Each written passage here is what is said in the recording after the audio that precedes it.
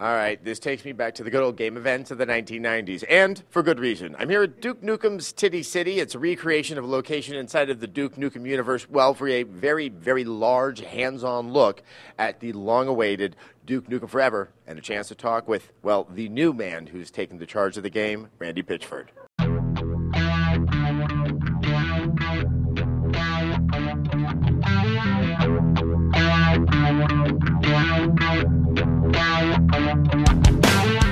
I'm so happy to be joined by the president of Gearbox Software, Randy Pitchford. It's good to see you again. Good to see you. How's it going?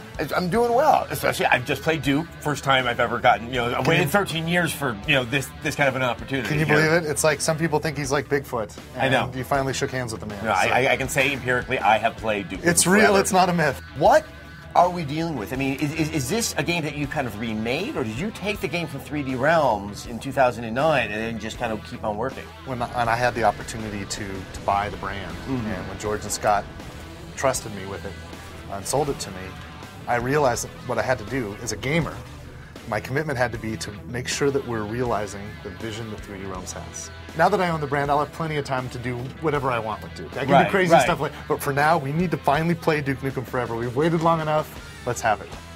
In the mid-90s when Duke 3D came out, Duke was king, and there was a lot, it's a first-person shooter, so it's not going to be every kind of game, but to have a worthy successor to that is that's a tall order. The goal with Duke Forever, I think, is to actually have that worthy successor. You're Duke again.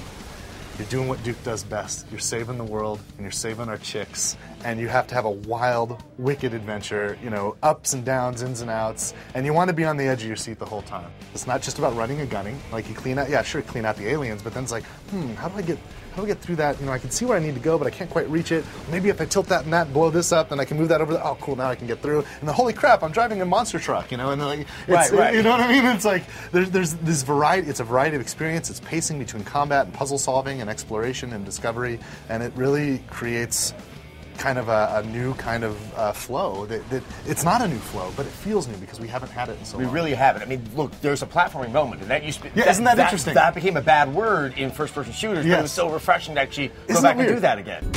Looks like those alien bastards drank all my beer. I'm so glad you're okay.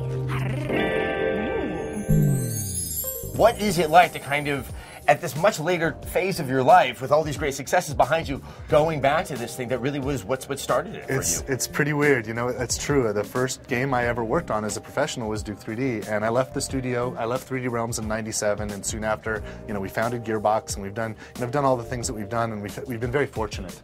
And so honestly, my feelings are, I feel very fortunate and very lucky that we've had such success that I was in a position with the capability and the talent around me and the resources and money that I could actually be there for Duke. How has this game evolved, and what have you had to do to sort of get it more on par with expectations in a lot of time? When we got involved, we found some pretty amazing stuff, but we also found that there were some things that it didn't do. We had to do a lot of work rewriting renderers and dealing with memory management and physics and all kinds of really deep-rooted engine systems. I've been asked, what engine is it? And honestly, I can't answer that question. I think it's best to, look, this is a one-shot, this is Duke Nukem Forever engine, is the best way to think about it. But there are some components from other things that we're familiar with and some lessons that we've learned. We've spent time with the Half-Life engine, we spent time with the Halo engine, we spent time with Unreal, of course, so we've been able to bring a lot of experience to bear to make sure this is what it needs to be so that we can all finally play this game that we've been waiting so long for. Time to stop pissing around and get this big guy back into action.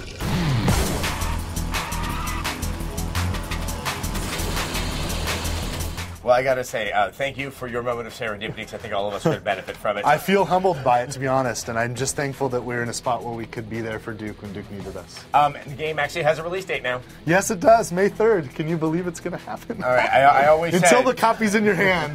Yeah. I've always wondered if it was going to be me or Duke that gave up first. And so at least I finally have my answer. Absolutely. Thanks so much, Randy. Cheers.